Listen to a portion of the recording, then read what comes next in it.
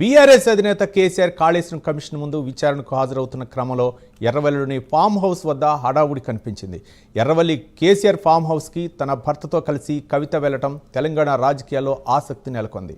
వివాదం తర్వాత తొలిసారి ఫామ్ హౌస్కి కవిత వెళ్లారు. ఈ నేపథ్యంలో కవిత కేసీఆర్ల భేటీ చర్చనీయాంశంగా మారింది. మరోవైపు ఆర్ఎస్ ప్రవీణ్ కుమార్, కేటీఆర్ కొడుకు హిమాంష్ కూడా ఫామ్ హౌస్కు చేరుకున్నారు. దీనిపై మరింత సమాచారం మా కరెస్పాండెంట్ రాము అందిస్తారు. రాము, రవి నేడు మాజీ సీఎం కేసీఆర్ కాళేశ్వరం కమిషన్ విచారణకైతే హాజరు కానున్నారు. ఈ నేపథ్యంలోనే మాజీ మంత్రి హరీష్ రావు, ప్రశాంత్ రెడ్డిలు, అదేవిధంగా పల్లా రాజేశ్వర్ రెడ్డి కూడా కేసీఆర్ తో పాటు ఫామ్ హౌస్ లో ఉన్నట్లయితే మనకు తెలుస్తుంది.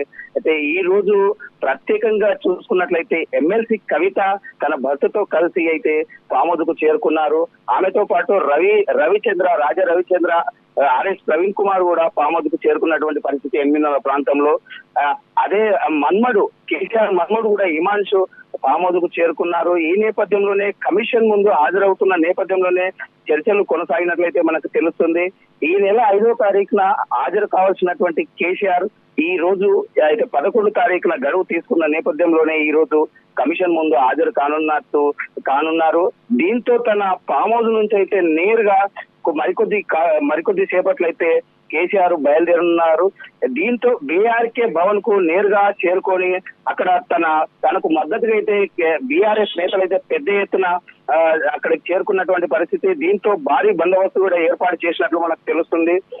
ఈ రోజు కాళేశ్వరం కమిషన్ ముందు అయితే 11 గంటల ప్రాంతంలో అయితే అక్కడ చేరుకోనున్నారు.